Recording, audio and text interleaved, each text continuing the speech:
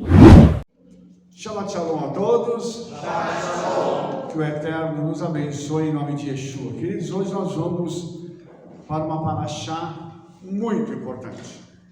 Hoje nós vamos falar da paraxá Hukat. Esta paraxá ela tem como foco principal o quê? A novilha vermelha. Então eu gostaria de passar algumas coisas para vocês aqui, que eu acredito que são muito importantes mesmo, porque nós vamos falar hoje de alguma coisa ligada à escatologia, a vinda de Yeshua. Rabino, o que a vaca vermelha tem a ver com a vinda de Yeshua? Tudo eu vou mostrar para vocês o que é esse tudo. Ok? Então vamos lá, vamos começar lendo os primeiros versículos lá de Números 19.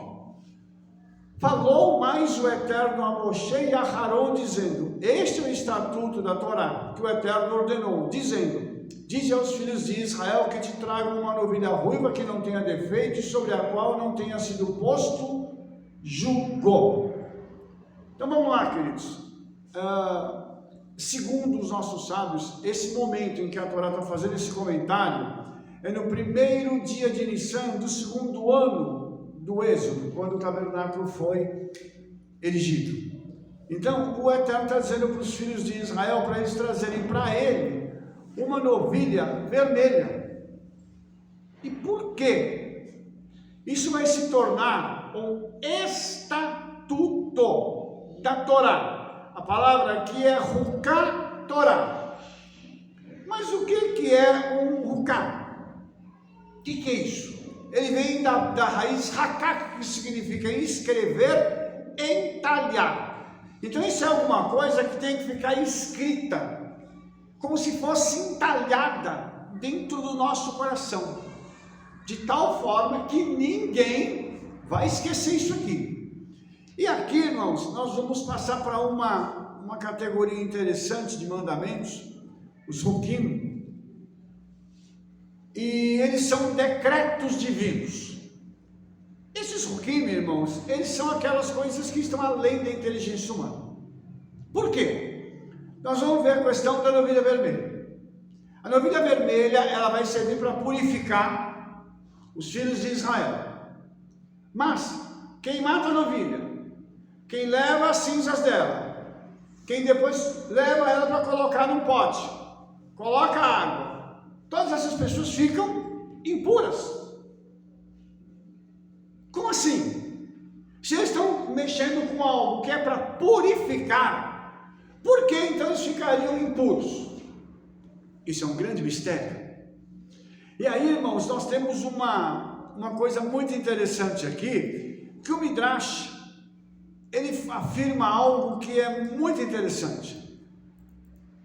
O Midrash afirma que 9 novilhas vermelhas existiram até a época do segundo templo. E que quando a 10ª novilha vermelha aparecesse, estaria sendo preparado para a vinda do Mashiach. Por isso eu estou dizendo que esta é uma paraxá que, além de escatológica, tá? Eu apelidaria essa paraxá com a paraxá da morte. E daqui a pouco eu vou te mostrar por que é a paraxá da morte. Mas agora tem uma coisa interessante. Eu quero contar algo para vocês que vocês já devem saber, obviamente. Eu não sei se o pessoal que está conosco aqui pela internet sabe. Mas a novilha, a 10ª novilha foi encontrada, está em Israel. Há alguns meses atrás foi veiculada uma reportagem no mundo inteiro sobre a procura. Você sabe que o nosso pessoal está procurando isso, né? Os rabinos estão procurando essa novilha já há anos. Agora, eles acharam um lugar nos Estados Unidos, onde tinha uma fazenda, e alguém deu uma indicação, dizendo que eles criavam essas novilhas vermelhas. Os rabinos foram até lá, e quando chegaram para conversar com o dono da fazenda, eles disseram o seguinte: olha, nós queremos dizer uma coisa para você, pode até parecer estranho, mas nós estamos aqui procurando uma novilha vermelha pura, e nós precisamos dela muito. esse homem virou para os rabinos e disse assim: não, isso não me assusta não, porque eu sou cristão. E eu, quando comprei essa fazenda e coloquei esse tipo de gado aqui, eu tinha uma intenção no meu coração de que eu pudesse de alguma forma contribuir com a construção do terceiro templo. Houve uma comoção muito grande, um mover espiritual entre eles, porque aqueles rabinos viram que aquele homem que estava ali era um servo do Eterno também, só não seguiu o judaísmo como eles, mas era um servo do Eterno.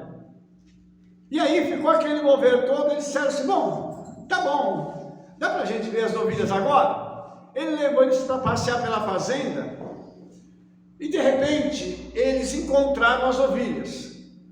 E aí, irmãos, foi uma coisa muito interessante, porque eles encontraram 3 novilhas. E quando eles encontraram essas 3 novilhas, eles fizeram um exame e elas eram puras. E eles foram examinar a orelha dela, porque os irmãos sabem, obviamente, que quando um gado nasce, passam-se alguns meses, eles colocam uma identificação na orelha dele. Eles furam a orelha para colocar uma etiqueta de identificação naquele gado. Só que essas novilhas não tinham identificação. Aí ele perguntou: por que essas não estão identificadas e as outras estão? Ele disse assim: porque o veterinário que ia vir aqui não veio por causa da Covid. E aí ele acabou não passando mais aqui. Então a Covid foi responsável por muitas tragédias. Mas agora a Covid estava sendo responsável por um achado maravilhoso, que é a novilha. Eles acharam 3, só quando eles foram examinar um pouco mais a fundo, eles encontraram 5. E uma delas era aquela que tinha todas as características especiais que eles desejavam. E eles então falaram assim: nós vamos ficar com todas. Vamos levar todas para Israel. Só que quando eles foram conversar com o ministério lá de Israel, eles falaram assim: é proibido trazer animais vivos para Israel, só se for de estimação. O que eles tiveram que fazer? Eles adotaram as novilhas como animais de estimação, prepararam todo um arcabouço, prepararam os locais para colocar as novilhas no avião vivas, para serem transportadas até a cidade de Silo, em Israel. E lá hoje elas estão sendo preparadas, mas tem uma que é essa novilha especial, que ela se chama Nahama, que significa consolação. Então, o que eu quero mostrar para vocês é que esse estatuto da Torá está prestes a ser cumprido, porque eles vão precisar depois sacrificar essa novilha. Está sendo preparada. A conta deles é que daqui a uns 3 anos, 4 anos, eles vão sacrificar, e vai dar no período de Shemitah. Olha só que coisa interessante, irmãos. E quando essa novilha foi encontrada, um dos últimos sinais da vinda de Mashiach se cumpriu. Está faltando um ainda. Mas para que o templo possa ser reerguido, está tudo pronto. Os levitas estão treinados, os sacerdotes estão treinados, toda a parte documental está pronta, todos os objetos relacionados ao templo estão prontos, o templo já está construído e desmontado em Israel. Ou seja, não falta nada, a não ser uma coisa: a mesquita da Cúpula Dourada precisa cair, para o templo ser reconstruído no local original dele, tá? E eu não vou agora discutir a questão do local, mas nós podemos depois fazer um estudo sobre isso, mostrar para os irmãos por que eu estou afirmando que o local onde está erigido a Cúpula Dourada, a mesquita da Cúpula Dourada, é o local ideal. Tá? Vou só dar uma pista para vocês. Tem uma pedra lá de baixo, tá? Que essa pedra, ela é chamada de Even Shtiah, tá? Ela é a pedra principal, a pedra de esquina, que inclusive está escrito acerca dela que os edificadores a rejeitaram, porque ela tem um simbolismo forte ligado a Yeshua. Então, gostaria de dizer aos irmãos que nós estamos vivendo num tempo muito próximo da vinda do Mashiach. Por isso, nós precisamos obedecer, nós precisamos ter uma postura de buscar ao Senhor, de nos prepararmos para aquilo que vai acontecer, porque o que precisa ocorrer em Israel já está tudo em estágio avançado.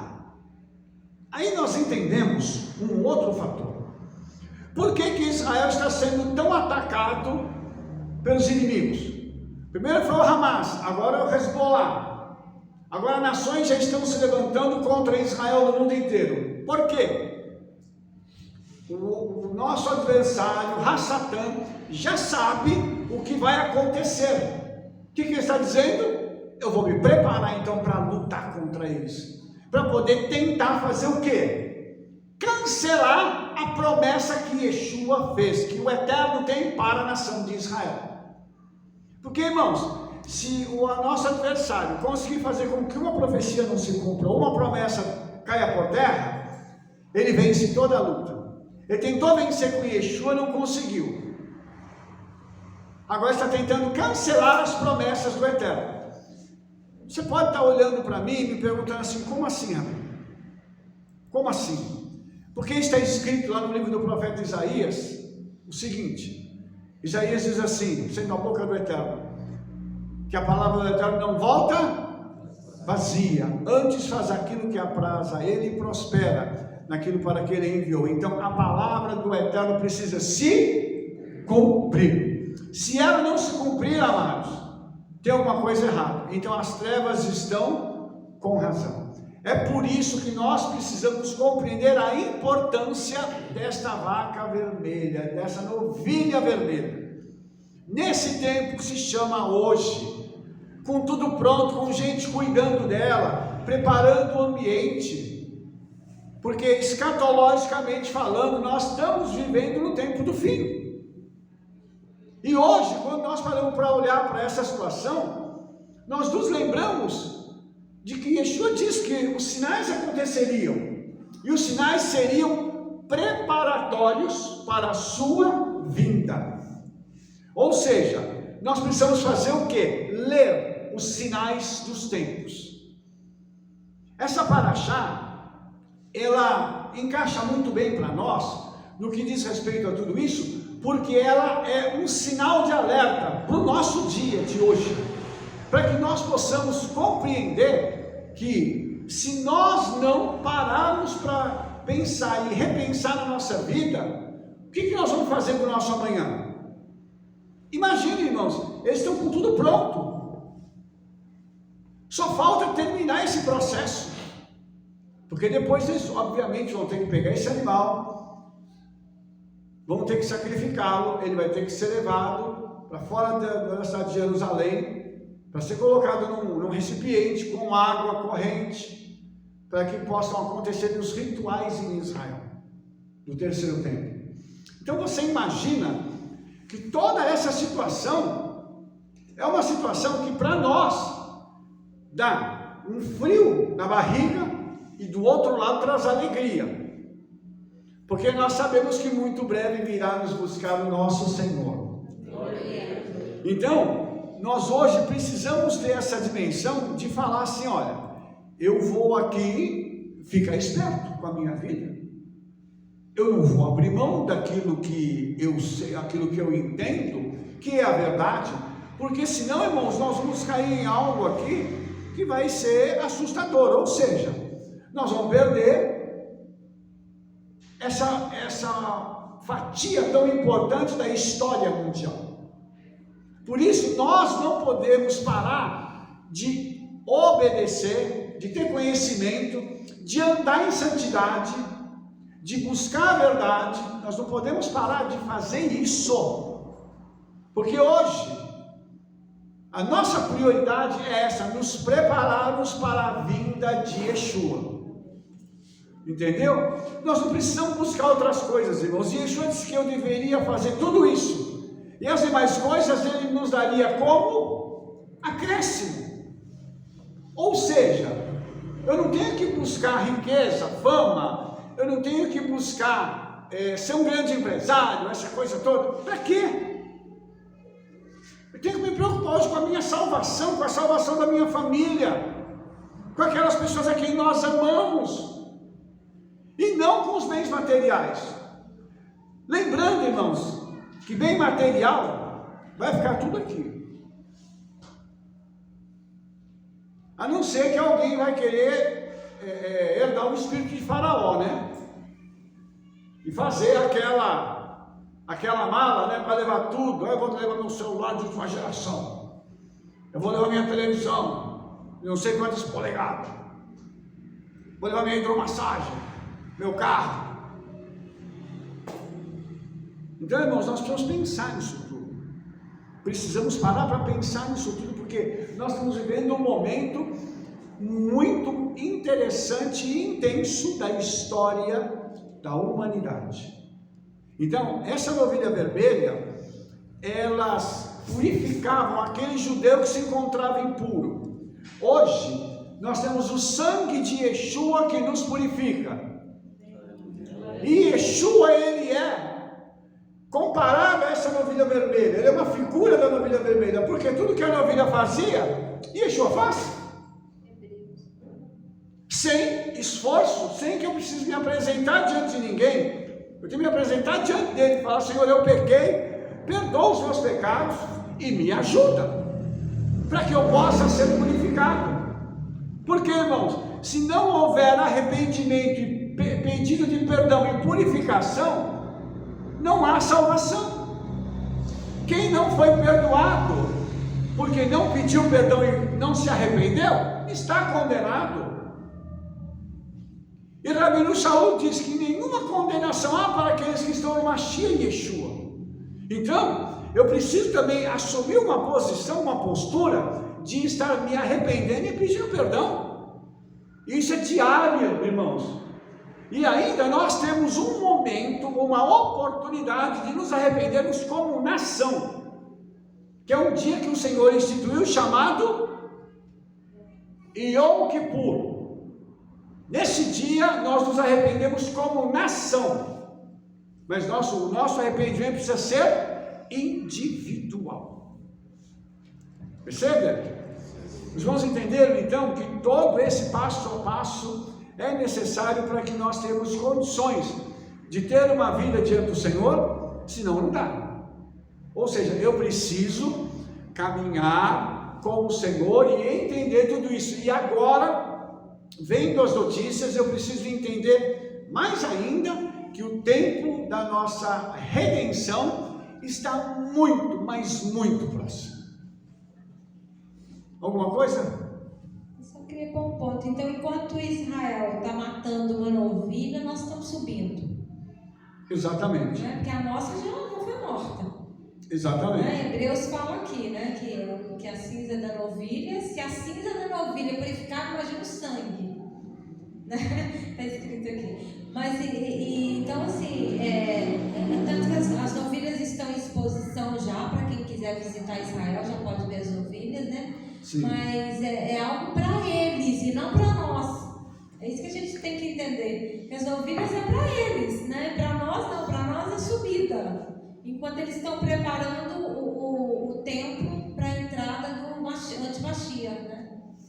Porque vai precisar, porque igual assim fala, todo o material já estava pronto, mas cadê a água para purificar o material para entrar dentro do templo, né? Sim. Não adiantava ter o altar de incenso, o altar, nada disso, porque não tinha a novilha, né? E pelo relato da Bíblia, nós não vamos passar pela grande tribulação.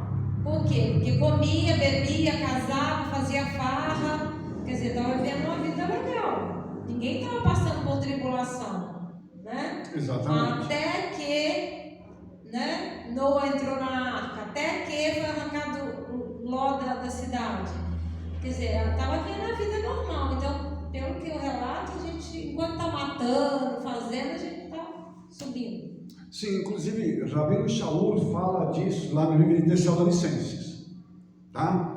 Ele fala disso, e nós podemos hoje afirmar que esse homem, que ele é chamado de Ben Abaddon, que na nossa tradução está filho da perdição, tá? Esse homem, ele vai ser reconhecido como anti-Mashiach, tá? Agora, irmãos, eu queria só falar para vocês aqui uma curiosidade, né? É óbvio que os irmãos sabem que o inferno é dividido em 7 compartimentos. Um dos compartimentos do inferno, sabe como é que se chama? Abaddon.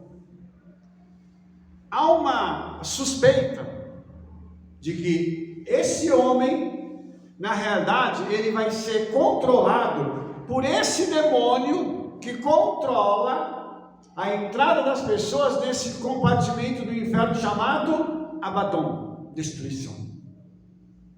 Os irmãos entenderam? Isso faz parte de um livro que eu vou lançar. Fique calmo que você vai ter acesso a todas essas informações.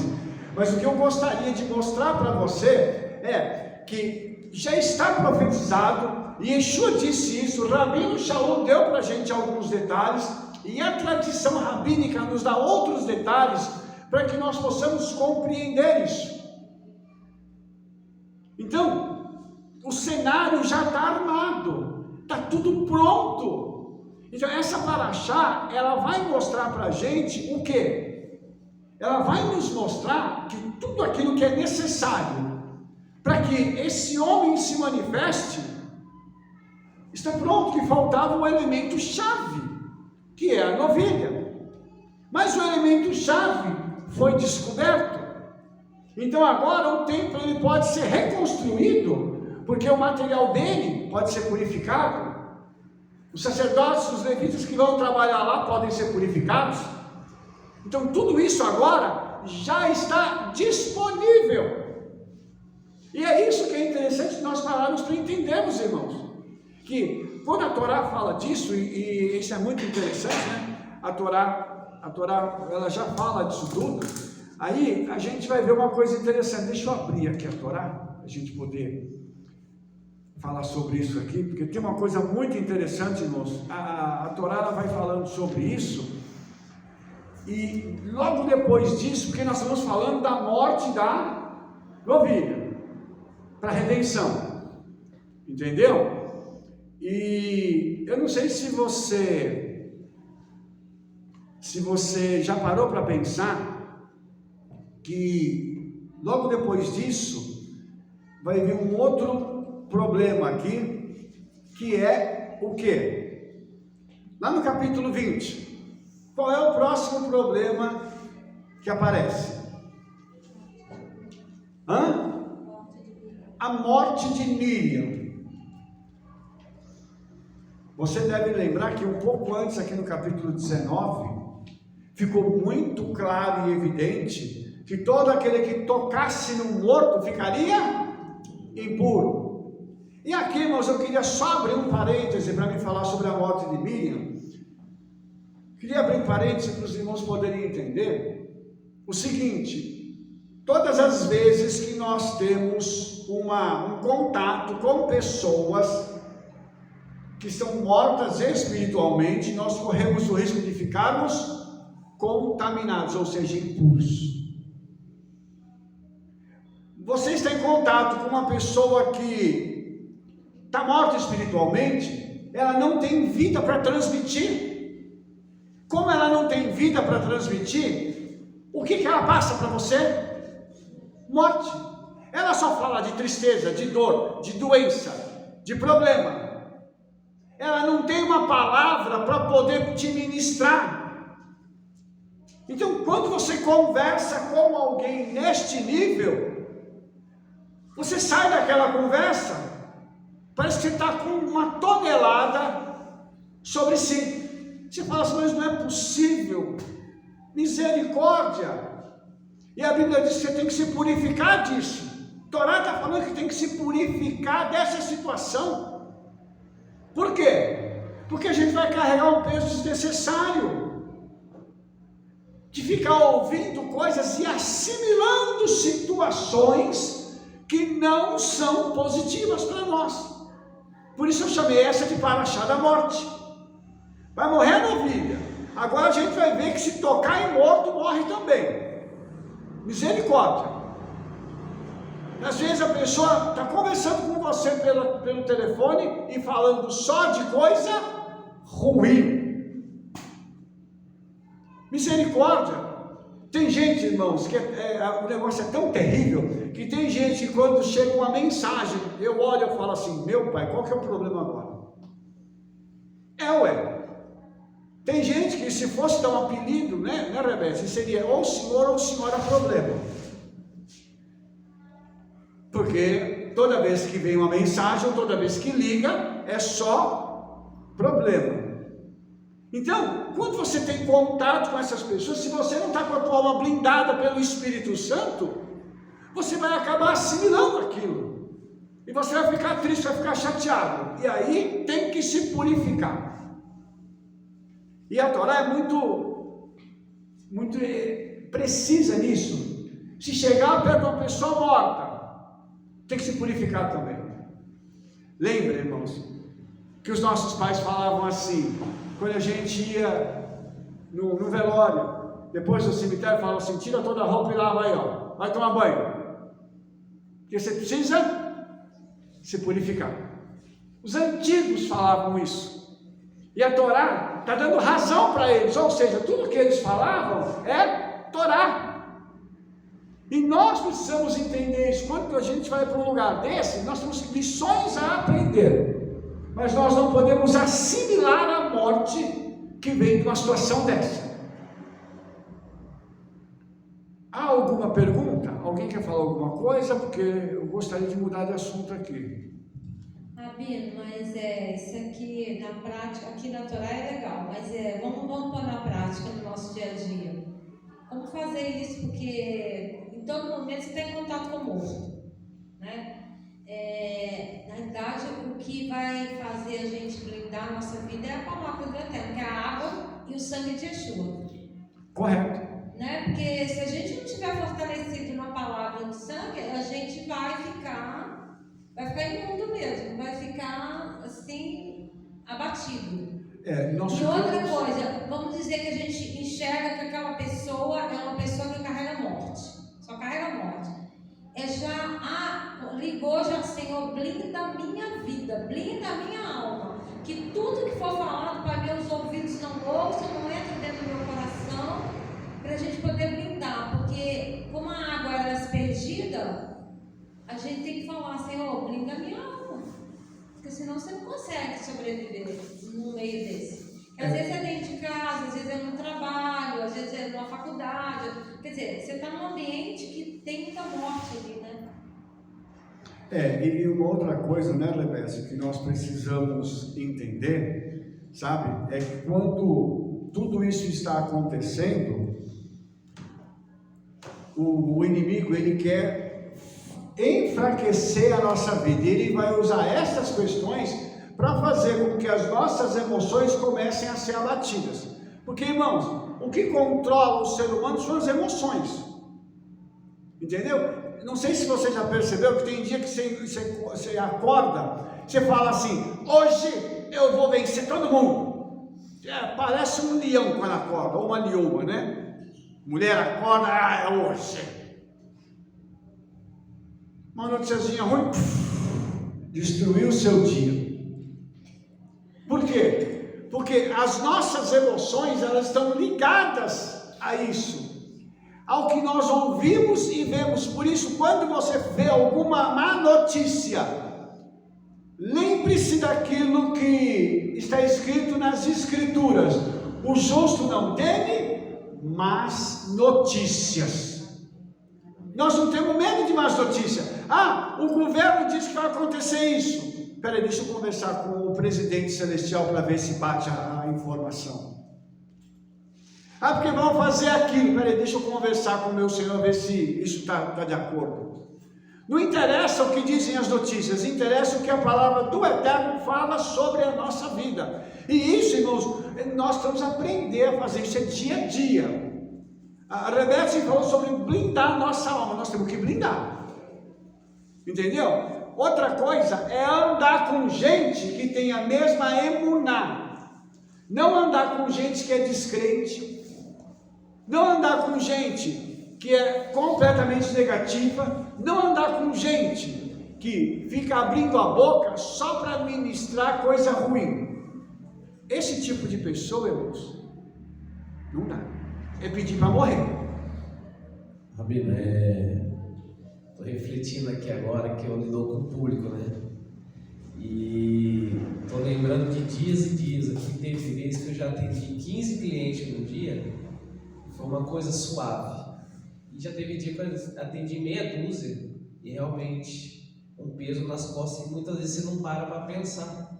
E agora, vendo essa paraxá, eu estou refletindo sobre isso. Que realmente tem pessoas e pessoas. Eu não escolho quem vai na minha barbearia, né? Tem gente que vai lá que a frequência, a energia é maravilhosa. Mas tem gente que eu olho lá como agenda, eu já sei o que vai vir. Então eu tenho que me blindar antes dessa pessoa ir lá.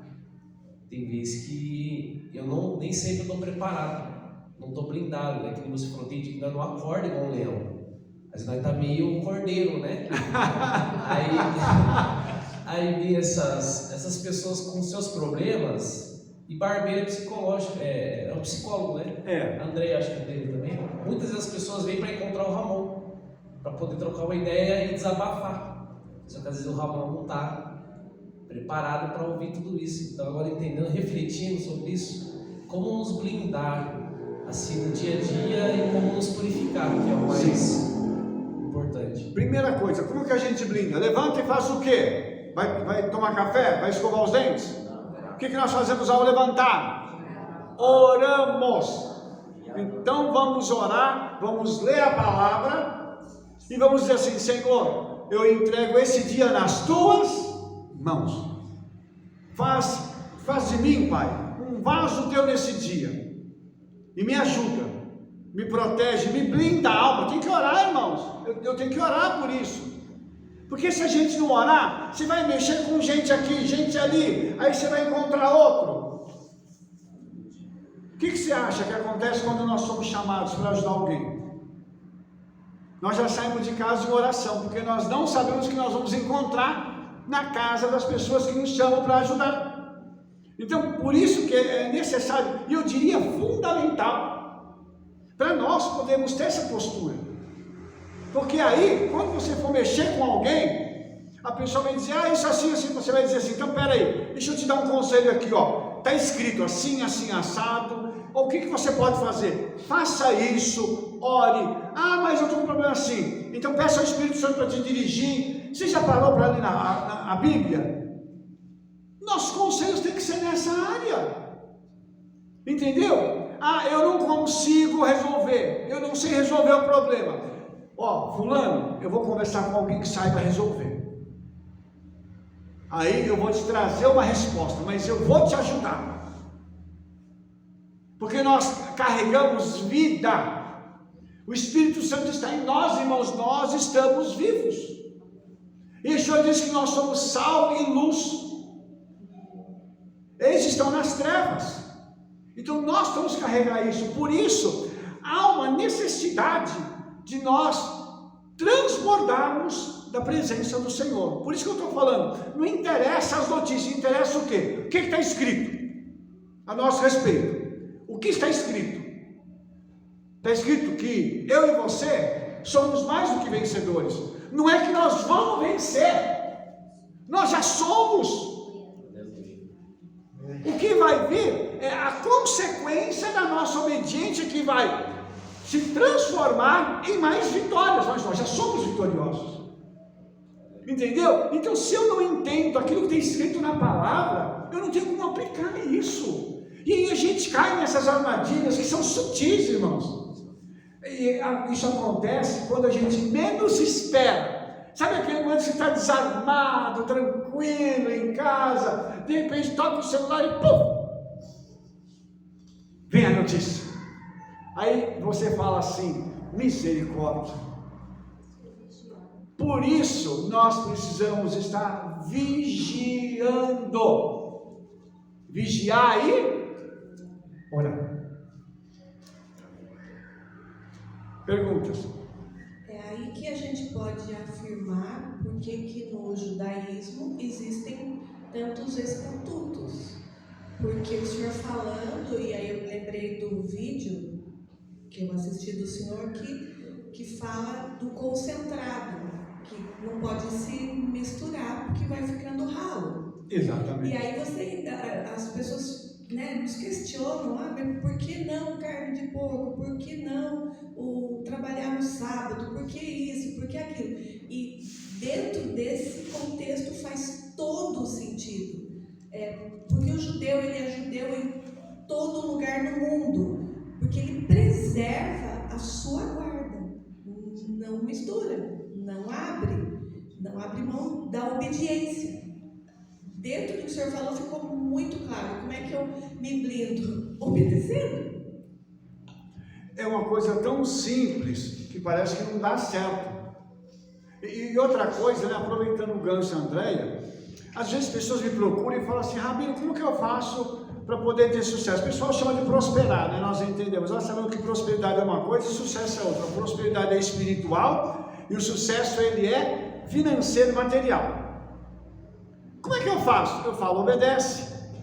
Não, mas e o que mais? Eu digo, obedece.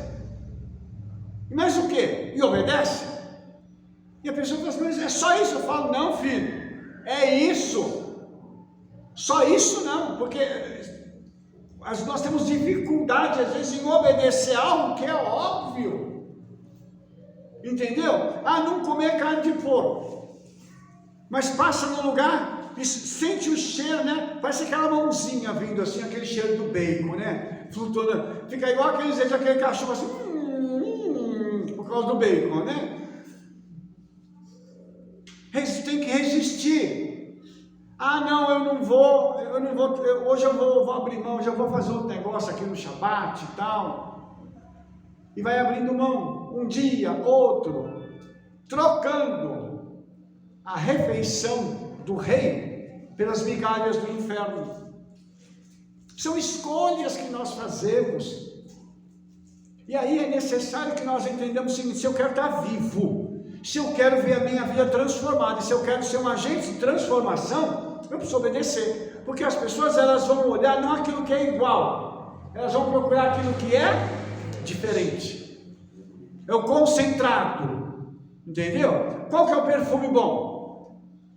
É a essência. É mais caro? Lógico, mas é o melhor. A palavra do Eterno é barata? Não. É para todo mundo? Não. Mas é o melhor. Entendeu? Você quer o barato? Vai no mundo. Faz o que quer, apronta todas. Depois escolhe o resultado disso. Vocês vão entender? Então, é fundamental que eu e você entendamos isso. Cuidado com quem a gente tem contato. Não dá para escolher, mas que nós precisamos transmitir vida. Onde nós passarmos, as pessoas têm que ver a vida que há em nós. E nós temos que ser destacados dos outros. Como é que a gente faz isso? A gente sempre ministra para as pessoas em qualquer lugar. Eu abasteço meu carro num posto em Sorocaba. Todo mundo do posto me conhece. Toda vez que eu chego, eu shalom, shalom. Então o pessoal já conhece e fala assim: o moço do shalom chegou. Vocês vão entender? Então é isso, irmãos. A gente faz diferença. A gente vai comer em algum lugar, o pessoal já conhece a gente. Entendeu? Tem um lugar onde nós tomamos lanche, o pessoal já conhece a gente. Então, no supermercado, já conhece a gente, conversa com o caixa ou com a caixa, e já vai ministrando a pessoa, deu uma vaguinha que a gente prega a pessoa. Por quê? Porque esse é o nosso papel como luz do mundo. Nós estamos fazendo o quê? Esperando a vinda de Yeshua. Vamos voltar para a escatologia. Isso que eu estou falando para vocês é esperar a vinda de Yeshua. Nós estamos vivos. E entendemos que o shofar pode tocar a qualquer momento. Então nós estamos vigilantes 24 horas esperando o shofar tocar e falar assim: ora vem, Senhor Yeshua. Amém? Amém. Miriam morreu.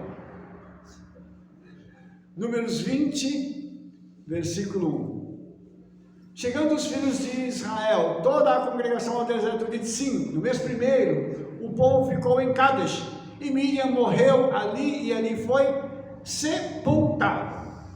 Bom, o verso seguinte diz o quê? Não havia água para a congregação. O quê? E não havia água para a congregação. Irmãos, teve uma frase. Miriam morreu e ele foi.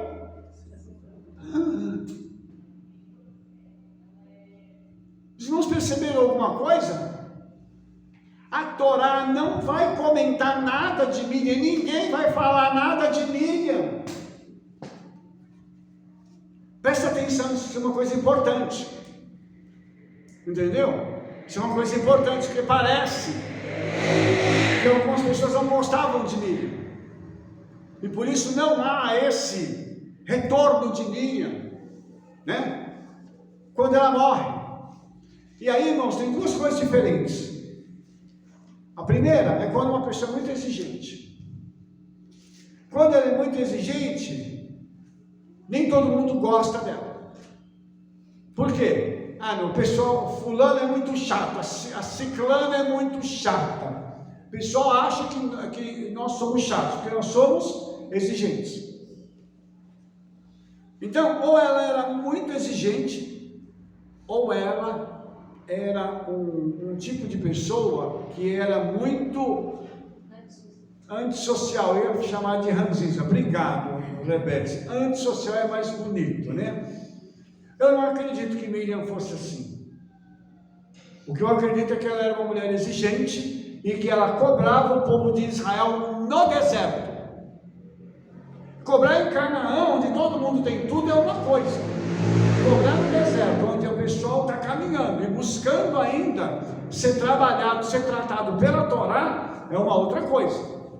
Então, Miriam aqui, o comentário é exíguo, ou seja, morreu e foi sepultado. Logo depois a Torá comenta que faltou água. E eles se reuniram contra Moshe e contra Aharon. E depois eles começam uma narrativa, dizendo o seguinte: e o povo contendeu com Moshe, dizendo: quem dera tivéssemos perecido quando pereceram nossos irmãos perante o Eterno. Ou seja, a gente queria já ter morrido. Cuidado com aquilo que você fala, infeliz. E por que trouxesse a congregação do Eterno a este deserto, para que morramos aqui, nós, nossos animais? Tudo isso foi dito em outras ocasiões. E mais uma vez, essas pessoas estão pedindo para morrer. Os irmãos perceberam isso? Por isso que eu estou falando que isso é paraxá da morte. Quem nos dera tivéssemos perecidos quando pereceram nossos irmãos diante do Eterno. Não tem problema, filho. Se quer, você morre agora. Ué, está reclamando? Irmãos, eu queria mostrar uma coisa para vocês. Vocês notaram alguma coisa que aqui é muito feia, que está sendo feita pelo povo? Murmurar. Como? Murmurar. Murmurar. Alguém tem mais uma outra opinião? Não?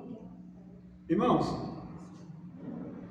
existe um período mínimo de luto. 7 dias. Miriam morreu, no dia seguinte eles foram afrontar Moshe. Veja que falta de respeito com o líder.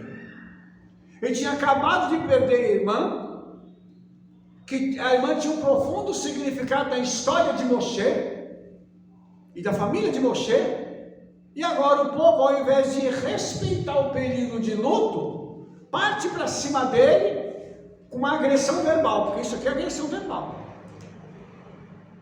cobrando algo que Moshe não podia dar. Moshe era o condutor, era aquele que estava levando o povo para Canaã. E eles falam assim, porque nos fizeste subir do Egito para nos trazer a este lugar mau. Ali era uma passagem, eles não iam ficar definitivamente. lugar onde não há sementes, nem figos, nem vinhos, nem romances, nem água para beber. Lógico que não tem, eles estão a caminho. Como que vai ter ali, se estão no deserto? Por isso que eu estou chamando isso aqui de narrativa. E nós hoje no Brasil entendemos bem o que é narrativa. É esse tipo de palavra, de fala, para destruir a vida das pessoas. Eles usam a narrativa como uma fonte de acusação. É o que o povo está fazendo aqui com Moshe. Misericórdia. Os irmãos vão perceber uma coisa. Nós temos que ter um mínimo de ética, irmãos, com as pessoas. Por favor, nós temos que respeitar a dor do nosso próximo. Uma pessoa, irmãos, quando ela está de luto, tem um período mínimo de 7 dias que tem que obedecer. Nesse período não pode incomodar a pessoa, não pode vir com problema, com nada. O ideal é que a família do enlutado, inclusive, cuide dos preparativos do sepultamento. Porque sempre tem alguém que é mais próximo da pessoa que morre. Essa pessoa, ela precisa guardar o luto. No caso, Miriam, ela é mais próxima de Moshe. Moshe não teve oportunidade de guardar o luto. Ele e Aharon, os dois que são irmãos, são atacados agora pelo povo. Irmãos, por favor, isso é uma coisa que nós vamos precisar observar no nosso dia a dia, ter ética com as pessoas. A pessoa está com um problema, vamos conversar. Você quer conversar? Não quero conversar. Eu vou respeitar você, então vai lá, quando você quiser conversar, estou à tua disposição para falar.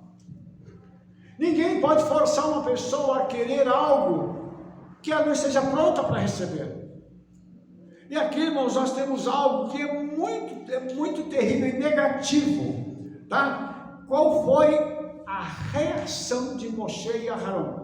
Os dois fizeram aquilo que eles sempre fazem, se lançaram com seu rosto em terra, pedindo misericórdia ao Eterno. Mais uma vez, eles estão agindo como grandes líderes. Senhor, tem misericórdia deste povo. Nós vamos ver que o maior exemplo disso aqui está em Yeshua. Quando ele estava naquele lugar, naquela estaca de execução, uma das suas últimas palavras foi: Pai, perdoa-os, eles não sabem o que fazem. A mesma coisa o povo está fazendo aqui. Moshe mais uma vez vai interceder pelo povo, é o líder. Eu estou aqui com uma missão de levar esse povo. Eles estão sendo ingratos, mas eu continuo debaixo da minha missão. Eu tenho que levar. Eu prometi, foi para o Eterno que ia levar, não foi para eles. Os irmãos entenderam isso? Por isso o chamado, ele é único e intransferível. Eu tenho que realizar meu chamado independente de quem quer estar comigo ou não. Não quer caminhar comigo? Volta para o Egito. O povo tinha essa liberdade, mas eles não tinham coragem de fazer isso. Irmãos, vamos parar para pensar aqui, vamos parar para raciocinar. Se esse povo tivesse coragem, eles tinham formado um grupo, falado assim: ó, nós vamos voltar todo mundo para o Egito, vocês querem ficar, fiquem. Não podia fazer? Por que em nenhum momento da história eles não fizeram isso? Fala para mim. Eles nunca tiveram um líder com coragem o suficiente para falar isso para Moshe. Eles reclamavam de Moshe para poder fazer o quê? Abater Moshe. Geralmente o covarde, ele é assim, né? Ele não tem coragem de voltar, mas ele quer murmurar. Ele quer reclamar, né? Porque ele não tem coragem, né? É só um ponto aqui que eu queria colocar, que também eles estavam pegando muito pesado. Eles estão dizendo assim: quem dera tivéssemos perecido quando pereceram os nossos irmãos. Qual morte que eles estão querendo aqui? A de Cora e Datã e Abirão. Porque eles não morriam ali. A não ser o Eterno que matasse. Eles não morriam morte natural, um bicho matou. O que eles estão falando? A gente podia ter morrido junto com Cora, Datã, Abirão, a família, os 250. Com eles. Então assim, eu vejo, assim, desde que a gente começou a ver Moshe em Êxodo lá, né? em Shemot, a gente está vendo o seguinte: se a glória do Eterno não aparecesse, Moshe não existiria mais. É verdade. Nem ele, nem Arão. Porque ele não ia sobreviver. É porque o Eterno, todas as vezes a glória do Eterno aparece. E contra a glória, você não tem como lutar. É verdade. Você luta contra Moshe e Arão, mas contra a glória você não luta. É verdade. E aqui, irmãos, eu quero pegar um gancho naquilo que a Rebeca está dizendo, para a gente poder entender uma coisa. Veja só que covardia esse povo. E quantos de nós não somos atacados pelas costas? Sabe por quê, irmãos? Isso é inato da natureza humana. Na maioria das vezes a pessoa não tem coragem de falar na nossa frente. Ela fala pelas costas. Ou até pela rede social. Quando ela quer fazer alguma coisa, pela rede social ela te ataca. Mas coloca a pessoa diante de ti. Diz para ela assim: fala o que você disse para mim agora. Não foi bem isso que eu quis dizer. Ô covarde, você não tem coragem de falar, não? É assim que funciona, irmãos. Esse pessoal aqui queria abater Moshe. O negócio deles era acabar com o líder. Porque se eles acabam com o líder, não tem mais missão e eles não entram em Canaã. Quem é que levantou esse povo para poder murmurar? Foi o Espírito Santo? Foi o Eterno? Quem foi? Satanás, é lógico que foi. E a Rebeca mostrou um aspecto muito interessante. Nós queremos morrer como morreram nossos irmãos. Coré, Datã e Abirão morreram como rebeldes. Foram para o inferno como rebeldes. Eles querem participar da mesma coisa? Todo mundo, irmãos, que se levanta contra líder é equiparado a Satanás. Ou você sabe de alguém que se levantou contra líder e que não tinha o mesmo perfil de Satanás? E é interessante, porque muita coisa nasce desse tipo de líderes. Porque eu comecei um trabalho, e vai ver como é que é o trabalho da pessoa. Porque começou como? Com uma rebelião. O único trabalho que eu conheço que começou com uma rebelião e que deu certo foi o exército de demônios que está no inferno.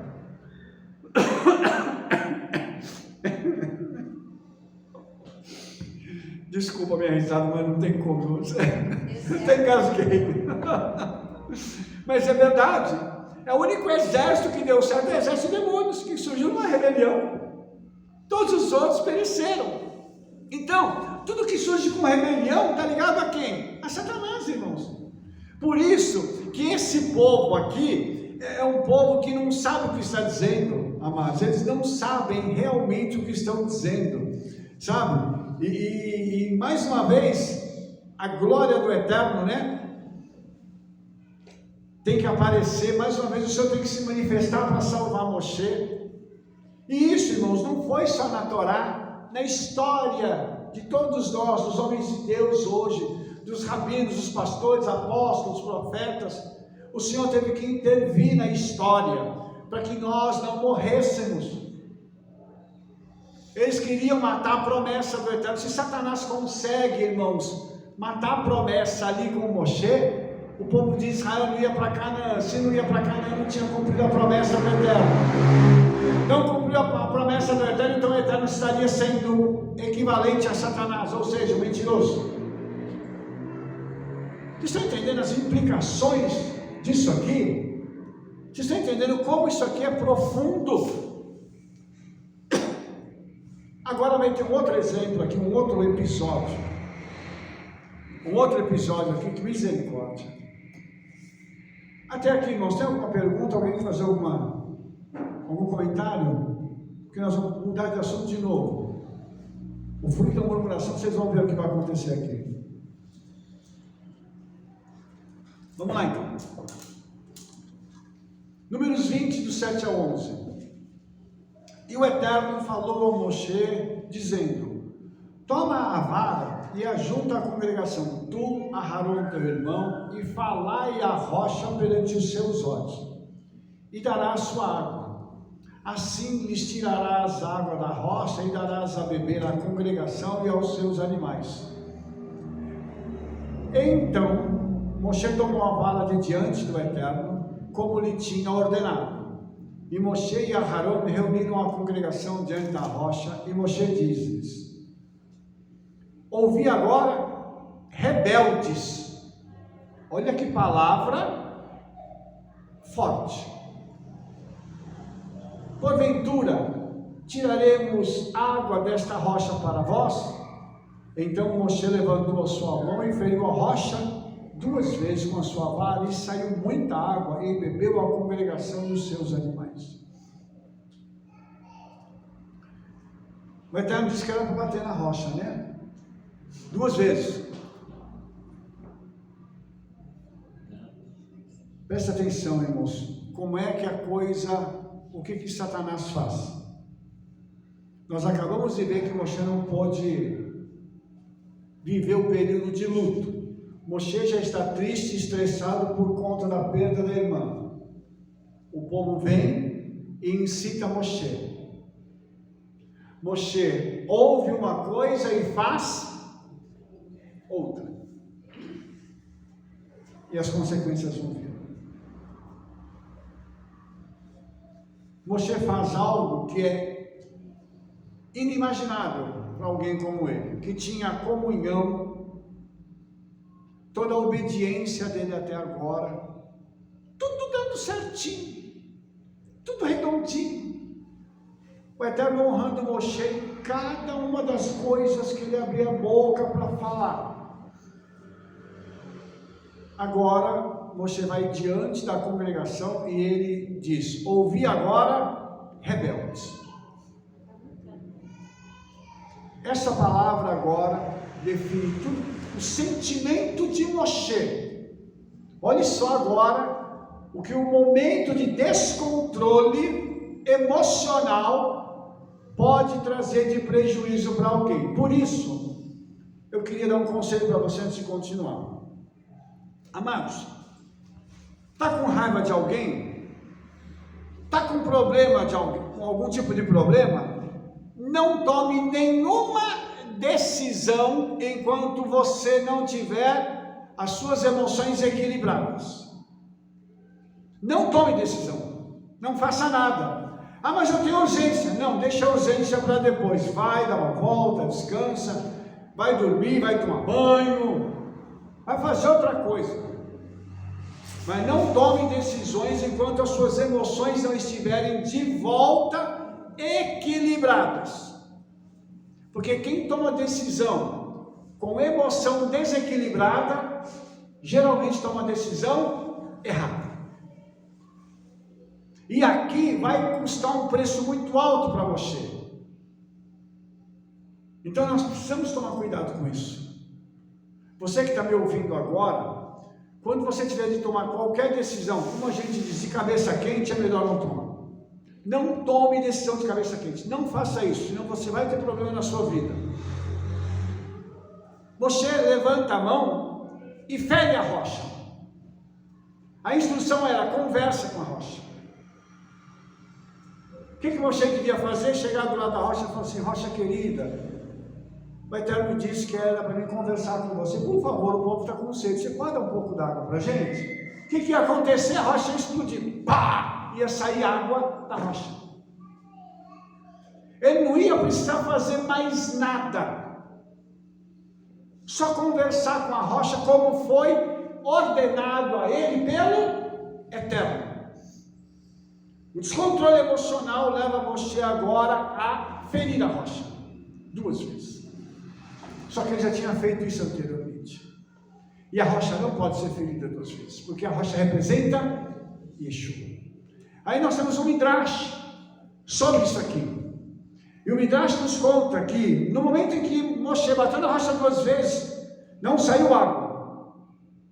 Mas de repente, começou a sair primeiro água e depois sangue. E o povo presenciou aquilo e depois saiu água para o povo beber.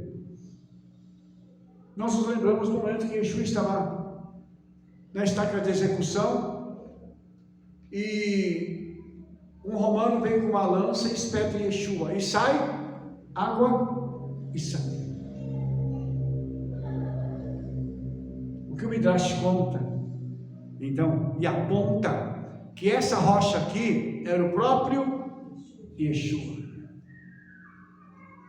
Então perceba que aqui não é só uma semelhança, aqui é algo profético que no judaísmo rabínico aponta para que o Mashiach seria ferido e que do ferimento que ele sofresse sairia água e sangue, assim como saiu da rocha.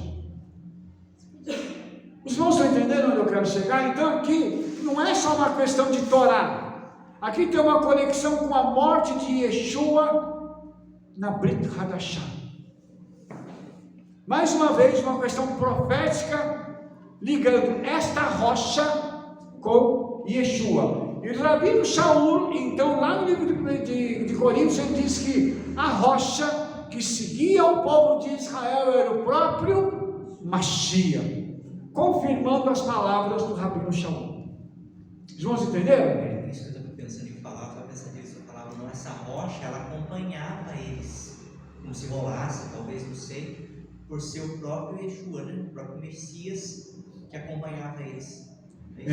Nós não temos, nós não sabemos como isso acontecia, Djalma, mas a rocha estava sempre presente. Era mesmo. Era mesmo, a mesma rocha que estava presente na caminhada deles. Então essa rocha, Rabino Shaul diz que era o próprio Yeshua. Olha que coisa extraordinária essa, irmãos. Quem é que cuidou, quem é que deu água para Israel no deserto?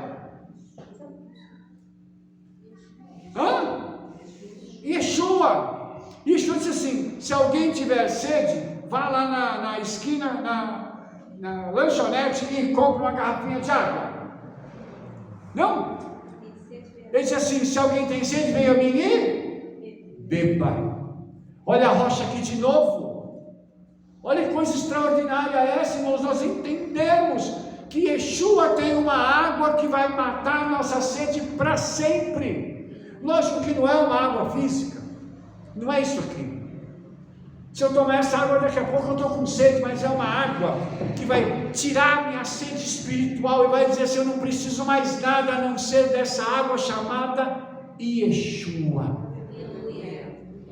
Podemos dizer que então esse evento aqui, as duas vidas, os dois momentos de Yeshua, primeiro ferido e agora falha a rocha. Agora ele não pode mais ser ferido, ele não precisa ser ferido. Agora a vinda dele já é com poder e glória, né? Então podemos dizer que seriam os dois momentos, por isso que não poderia haver erro aqui de Moshe, porque o erro dele foi muito grave. Primeiro porque você falar com uma rocha, sair água é um milagre e tanto, né? A rocha, dá água para mim. Aí aquele mundial. Quer dizer, o nome do Eterno ia ser muito glorificado. E ele não santificou o nome do Eterno aqui. Porque ele pôs dúvida também, né? Porque ele vai falar assim: porventura tiraremos água dessa rocha. Quer dizer, ele pôs uma dúvida se a rocha seria água para ele. Sim. Então, ele não pode santificar. Então, podemos dizer que seriam os dois momentos da vida de Yeshua? Veja bem, Rebeca, eu creio no seguinte, sabe? Eu creio que esse segundo momento aqui está ligado ao momento em que Yeshua foi erguido na estaca de execução.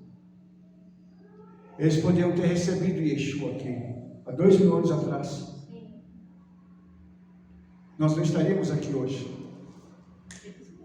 O mundo teria sido transformado pela vinda de Yeshua há 2000 anos atrás. Nós não precisaríamos estar fazendo o que nós estamos fazendo hoje. Mas isso não aconteceu. Então, como eles feriram a rocha, que é o próprio Yeshua, teve que acontecer tudo isso. Mas vai chegar um momento que essa rocha vai se manifestar, não para dar água, mas para destruir reinos. Aí eu já acredito que é aquela pedra que foi cortada sem mão da visão da estátua de Nabucodonosor, que ela vai vir para destruir o mal.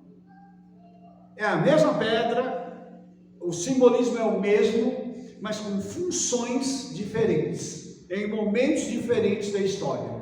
E isso aqui é muito impressionante nós vermos isso, irmãos, porque isso fala para a gente sobre algo que aconteceu lá e os rebeldes foram atendidos, ou seja, houve água.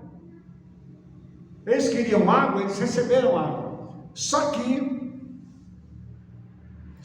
isso aí vai ter um preço agora muito alto, mas muito alto mesmo. Por quê, irmãos? Porque agora Moshe e Aharon vão pecar diante do Senhor. É o que a Torá diz, né? E só que nós vamos tratar disso lá na frente. Eu queria só que você pudesse entender o seguinte: isso mostra para a gente um outro aspecto interessante. Existe uma lenda de que um líder não erra. O líder, ele é quase que um homem perfeito, uma mulher perfeita. Isso é uma lenda, irmãos. Você vê que aqui até um grande líder como Moshe errou. Um líder que era um homem que foi tido como aquele que tinha o coração do Eterno. O rei Davi errou, e errou assim muito feio. Qual que é a diferença? Esses homens fizeram techuvá e se arrependeram do seu erro. Lógico que o preço do pecado tem que ser pago, mas eles não vão deixar de ser quem eles são por causa disso. O grande problema hoje é que quando um líder erra, geralmente ninguém tem misericórdia dele, primeira coisa. Um outro aspecto é que algumas vezes que o líder erra, ele não admite que errou. Isso é um outro aspecto. E aí, quando ele não admite que errou, aí o Senhor tem que bater nele com vontade, porque a pessoa precisa fazer techuvá, ela precisa fazer retorno. Uma pergunta, irmãos, que eu me faço sempre é o seguinte: por que será que uma pessoa não quer admitir que errou? Orgulho? O orgulho fez com que Satanás saísse de onde ele estava para ser jogado no inferno. Desde quando o orgulho é uma coisa boa? Esse tipo de orgulho, óbvio, né? Esse tipo de orgulho é destrutivo. E a questão é: será que essas pessoas não sabem que há uma necessidade da gente pedir perdão pelo erro cometido? Ah, eu errei. É feio dizer que errou? Quem que não erra? Então tudo isso, irmãos, são coisas que estão implícitas aqui na Torá, que nós vamos parar para pensar na nossa vida. O dia que eu cometer um erro, eu tenho que chegar e falar assim: ó, me perdoa, eu errei. Eu não estou falando só no trabalho, em casa, na congregação, estou falando em tudo. E o pior lugar para a gente fazer isso é quando a gente tem alguma autoridade. Aí vem aquela máxima, né? Você quer conhecer alguém? Dê poder a essa pessoa. Vai saber quem é essa pessoa. Porque quando alguém tem poder, a pessoa, ela revela o seu verdadeiro eu. E aí vem a síndrome de Narciso, né? Eu sou isso, eu sou aquilo, eu sou bom. E assim sucessivamente. Por isso, irmãos, nós temos que tomar muito cuidado com isso. De nós não nos colocarmos na posição que não nos pertence. Alguma pergunta? Porque eu vou mudar de assunto de novo. Então vamos lá. Na sequência, nós temos uma outra coisa. Moshe mandando mensageiros ao rei de Edom para que ele pudesse passar pelo caminho, passar pela terra dos Edomitas, para eles poderem chegar em Canaã. Ok? A terra estava dominada pelos outros povos, e havia uma necessidade deles passarem por ali para poder chegar em Israel. Então Moshe vai fazer um relato dizendo o seguinte: assim diz teu irmão Israel. Olha a forma como ele está se apresentando, né? Sabes todo o trabalho que nos sobreveio, como nossos pais desceram ao Egito, e nós no Egito habitamos muitos dias, e como os egípcios nos maltrataram, a nós e a nossos pais. Clamamos ao Eterno, Ele ouviu a nossa voz e mandou um mensageiro e nos tirou do Egito. Eis que estamos em Cádiz, cidade na extremidade dos teus termos. Deixa-nos, pois, passar pela tua terra. Não passaremos pelo campo, nem pelas vinhas, nem beberemos a água dos teus poços. Iremos pela estrada real. Não nos desviaremos para a direita nem para a esquerda, até que passemos pelos teus termos. Irmãos, ele está pedindo uma autorização para transitar de um lugar para outro. Ok? Inclusive, há uma informação de que se alguém construísse alguma coisa, eles pagariam. Israel tem dinheiro para pagar. Mas o que é que o rei de Edom disse? Moshe pediu educadamente, civilizadamente. O rei de Edom disse assim: não passarás por mim, para que eu não saia com a espada ao teu encontro. Ou seja, se você passar pelo meu território, eu te mato. Ué, que reação desmedida é essa?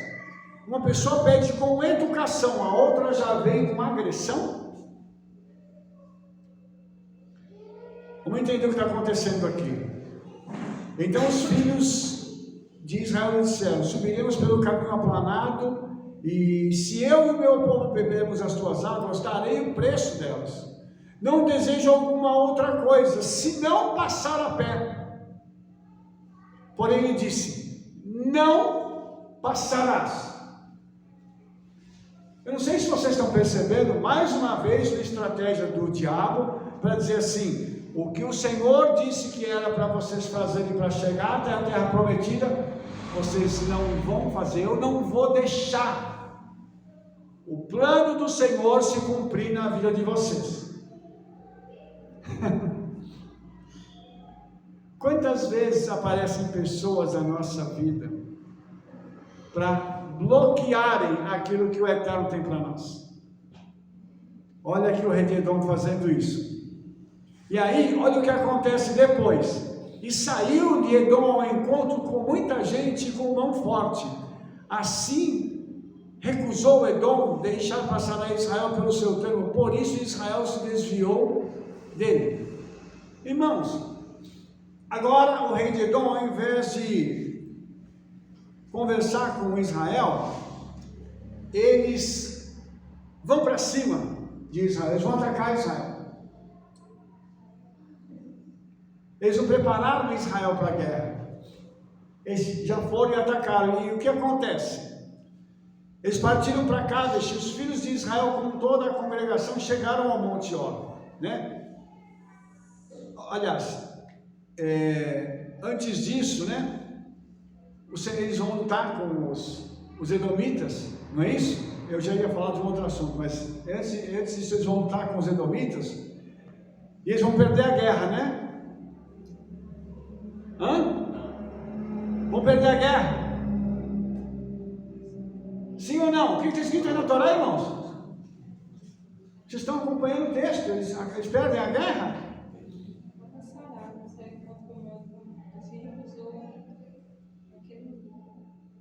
O que aconteceu, irmãos? O Israel foi embora. Se desviou deles. Não teve conflito.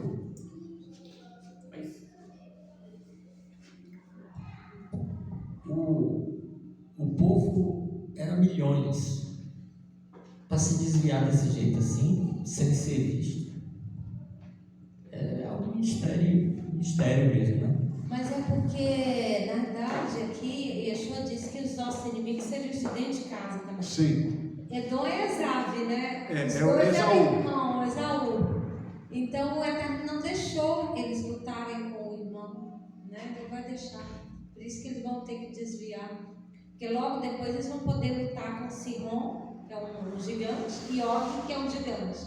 Exatamente. Vão poder lutar, mas com o irmão não vai poder. Por isso que ele está falando aqui, dizendo, assim diz teu irmão Israel, né? Porque os dois eram, né? Jacó e Esaú. Uma pena aqui. Irmãos, deixa eu falar uma coisa para você agora, Tem hora que no conflito familiar é melhor a gente se desviar. Prefiro vezes a paz do que a razão. Então é melhor fazer o quê? Vamos pegar e sair pelo outro lado. Vamos evitar o confronto aqui. Por quê? Porque lá na frente o Senhor entrega a vitória para a gente. Lógico, irmãos, que tem circunstâncias e circunstâncias, mas neste caso aqui é melhor evitar o confronto. Para que vai brigar? Tem algum motivo? Eu só quero passar. E aí, irmãos, nós vamos entender o seguinte, que tudo aquilo que Yeshua disse é tão verdadeiro, que se nós temos que tomar cuidado para entender as palavras de Yeshua. Vai ter momentos, irmãos, que nós vamos ter que partir para cima, mas vai ter momentos que nós vamos ter que recuar e falar assim, deixa a justiça do Senhor se manifestar, a justiça do Eterno se manifestar. Por quê? Porque tem hora, irmãos, que não dá para brigar com família. Porque família é isso, família é família. Mais cedo ou mais tarde eles vão precisar, então é melhor a gente tirar o time de campo e falar assim, deixa acontecer, porque lá na frente a gente vai resolver isso de uma outra forma. Percebe? Nesse caso aqui, Rabino, ele já tinha uma certa rixa, então, de Israel, como se já estivesse esperando para dar a resposta não, né? E uma oportunidade até para entrar em guerra, né? Se estivesse esperando. O inimigo já plantou isso lá de trás. O pastor Roder falou uma coisa interessante. Israel eram 2,5 milhões de pessoas, e o exército de Edom não era um exército grande. Mas por que Israel recuou? Uma questão estratégica. Eu não vou querer entrar em conflito com você porque o Eterno não mandou. Porque se o Eterno fala assim, parte para cima e quebra eles, ia dar tudo certo. Mas se o Senhor não autorizar, a gente não pode entrar numa batalha dessa. Por isso, irmãos, tem que fazer tudo com oração, tem que ser espiritual. Nós temos que estar debaixo da unção do Senhor para entender o seguinte: é para mim brigar, eu vou brigar. É para mim recuar, eu vou recuar. Qual que é a orientação do Espírito Santo? Tem que orar. Moshe, como estava em contato com o Senhor falou assim, desvia o caminho, meu filho. Desvia o caminho, porque lá na frente eu entrego tudo isso nas mãos de vocês. E só lembrando que Edom vai se transformar em quem? Roma. O Império Romano. Então, eles cresceram tanto e Israel ficou pequenininho. Edom hoje está oprimindo Israel. Conforme a promessa da palavra do nascimento dos 2 irmãos gêmeos. Né? Exatamente. E aí, o que vai acontecer? Israel precisa agora inverter. E como é que vai inverter? Com Yeshua. Yeshua é o único capaz de inverter isso, porque hoje existe um sistema. Roma impregnou todo o sistema mundial. Até o nosso sistema jurídico está impregnado das leis romanas. Entendeu? Se você pegar hoje a forma como as pessoas falam, a forma como as pessoas agem, a educação está voltada para onde? Para o greco-romano. Eles deixaram um padrão. Lógico que algumas coisas nós não pegamos. Nós, eu digo o Ocidente. Mas outras coisas estão muito claras que o Império Romano pegou isso e infiltrou isso na cultura das pessoas. Por isso nós hoje temos determinadas ações e atitudes que são reflexos deles. Entendeu? Até para fazer negócio. Baseado em quê? No padrão deles. Por isso, quando a gente quebra esse padrão e vai para o lado da Bíblia, da Torá, nós temos conflitos que pessoas falam assim, como que você pode fazer isso desse jeito? O padrão do mundo para ganhar dinheiro é o padrão da Torá é outro. E quando a gente segue o padrão da Torá, as pessoas falam assim, como é que você consegue? Porque é um padrão do eterno amor. Quando você faz as coisas baseadas no padrão celestial, o resultado é diferente. Amém, queridos? Vamos então falar agora sobre outra morte? Outra morte. Agora vamos falar sobre a morte de quem? Aharon. Então partiram de Cádiz, e os filhos de Israel e toda a congregação chegaram ao Monte Or. E falou o Eterno a Moshe e a Aharon no Monte Or, nos termos da terra de Edom, dizendo: Aharon será recolhido ao teu povo, porque não entrará na terra que tenho dado aos filhos de Israel, porquanto rebeldes fosse a minha ordem nas águas de Meribá.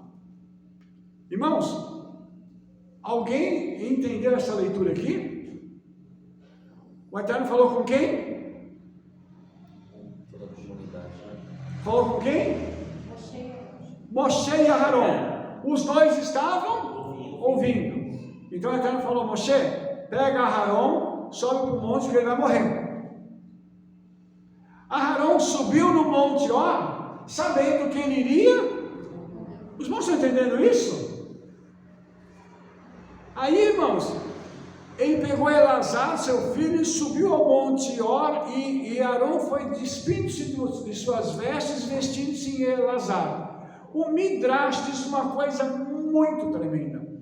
Cada vez que Aharon tirava uma veste, ele recebia uma outra veste espiritual.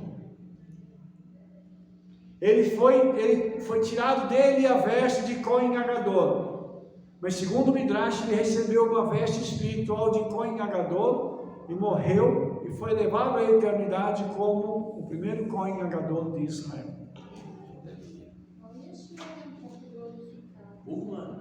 Humano. Mas eu queria que você entendesse isso, irmãos, como que isso é lindo, entendeu?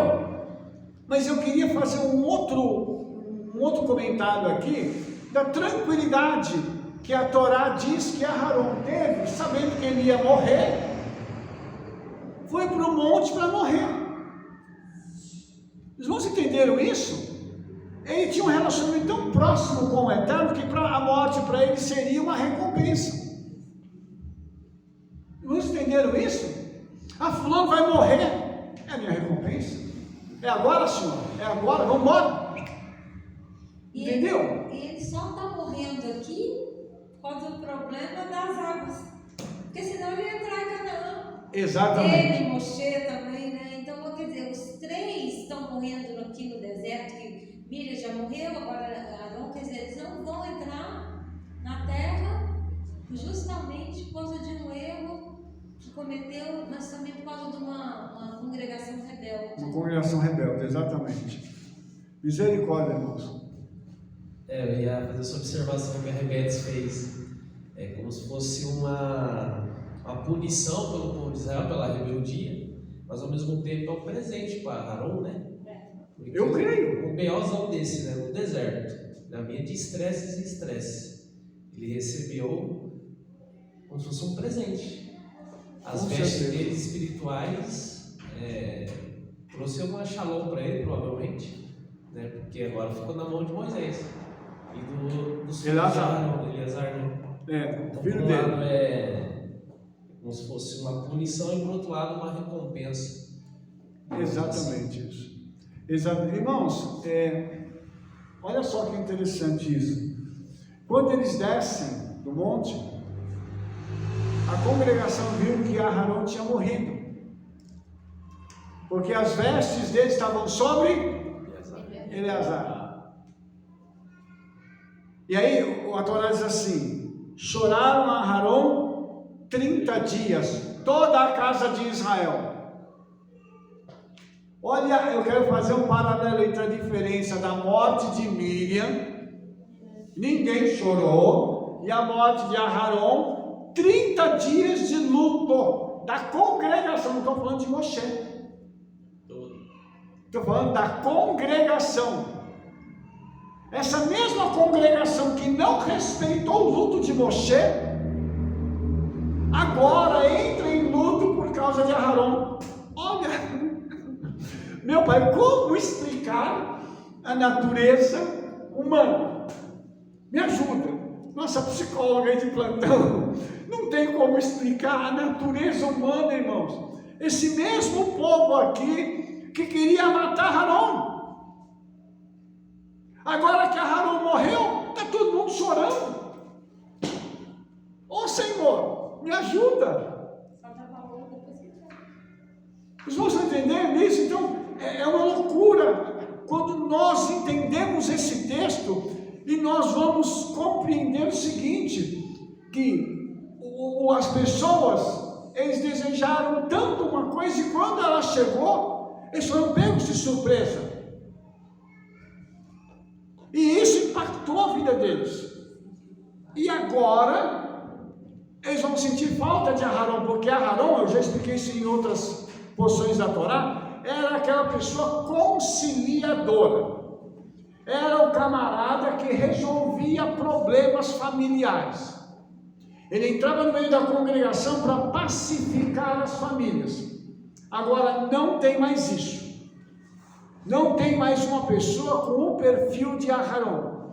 Então, imagine que aquelas famílias que foram pacificadas com as palavras de Aharon, agora estão chorando. E por quê? Ele ajudou tanto a família, agora não está mais lá. Por quê? Porque essa mesma congregação, alguns membros dela, foram rebeldes e levaram Aharon a pecar junto com Moshe nas águas de Meribá. Veja, irmãos, que coisa terrível. Então, quando nós vemos um evento desse, nós começamos a pensar o seguinte: fala assim, meu pai, o ser humano, ele nunca está feliz com nada, não sabe o que quer. Por isso, irmãos, novamente eu queria falar com os irmãos sobre algo que eu acho que é muito importante. Irmãos, nós precisamos definir aquilo que nós queremos na nossa vida. Nós não podemos simplesmente pegar e achar que nós sabemos o que queremos e sempre tomamos decisões. Então, você tem um objetivo de vida, trave nesse objetivo e vá em busca dele.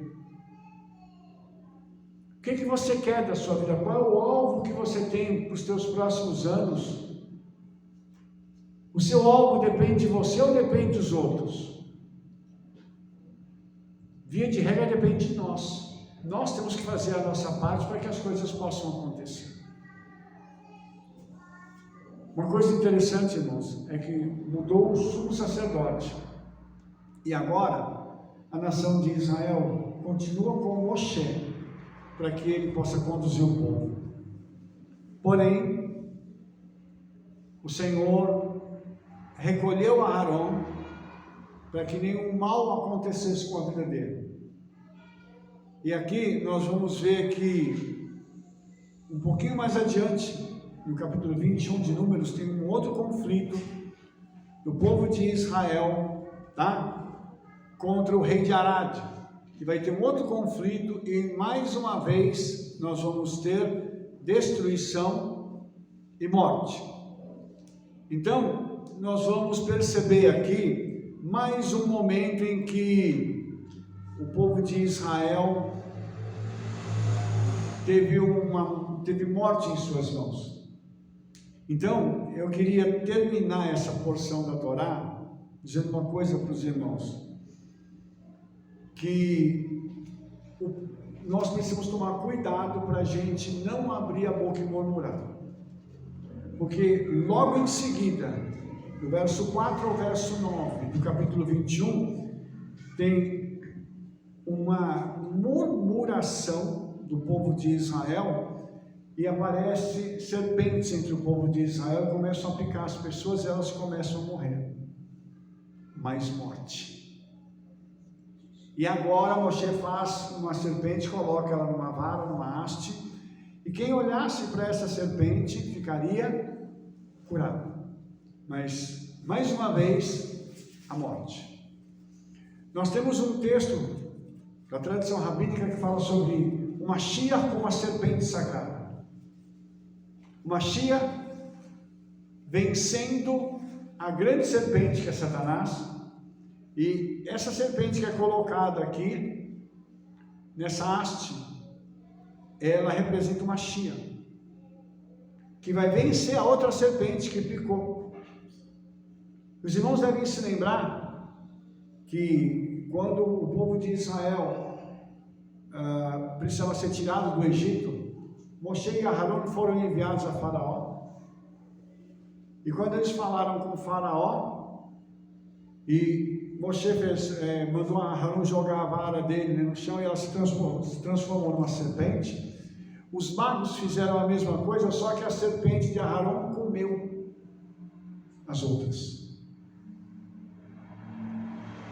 Aqui novamente a serpente aparece derrotando as outras serpentes. Então, nesse caso aqui, essa serpente, como a serpente da vara de Aharon, simboliza o Mashiach, vencendo as demais serpentes e trazendo vida através da cura para o povo de Israel. Então, o Mashiach, ele é chamado, como eu falei para vocês, da serpente sagrada. E nós nunca podemos perder de vista que Yeshua é aquele que nos cura.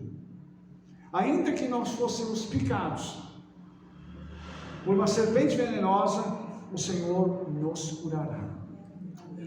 Aconteceu com o Rabino Shaul quando ele estava viajando, exercendo numa ilha, ele foi fazer fogo, uma serpente picou a mão dele, todo mundo ficou esperando que ele fosse morrer, mas ele não morreu. E através daquele evento ele pôde pregar a palavra para as pessoas daquele lugar. Então veja bem que até isso a serpente foi derrotada mais uma vez através do poder de Yeshua. Então eu gostaria de terminar essa paraxá falando o seguinte, que apesar de toda a morte que nós vimos aqui, da paraxá da morte, nós temos como resumo final dela a grande vitória do Senhor dando vida e saúde para o seu povo. O Senhor sempre quis conduzir o seu povo à vitória, mas o povo foi derrotado pela sua própria murmuração, reclamação. Então, qual é o meu conselho para você e para nossos espectadores hoje? Não murmure, louve, agradeça ao Senhor tudo que você está vivendo e diga para Ele assim: Senhor, eu sei que o meu Redentor vive e por fim se levantará sobre a terra. Então nós não temos que reclamar, irmãos. Tudo que nós temos recebido do Senhor é bom e vai ficar melhor ainda, apesar dos ataques da serpente, apesar dos ataques das trevas. Nós vamos ver a nossa vitória. O grande segredo é não murmurar, o grande segredo é não abrir a boca e acabar usando a nossa boca contra nós mesmos. Nós chamamos isso de autossabotagem. Não sabote a você mesmo, mas espere, louve ao Senhor e os resultados virão. E você vai ver que aquilo que parecia morte vai se transformar em vida. Aquilo que parecia uma derrota certa vai se transformar numa grande vitória. Então, a paraxá mostra para a gente nesse último momento que, apesar da murmuração, aqueles que ainda se arrependem conseguem alcançar a vida e a saúde em nome de Yeshua. Você que nos acompanhou até agora, nos veremos na nossa próxima paraxá com mais um momento emocionante da ministração da Torá. Que o Eterno te abençoe em nome de Yeshua. Uma boa semana a você. Shalom, shalom, Shavua Tov, Toda Rabá.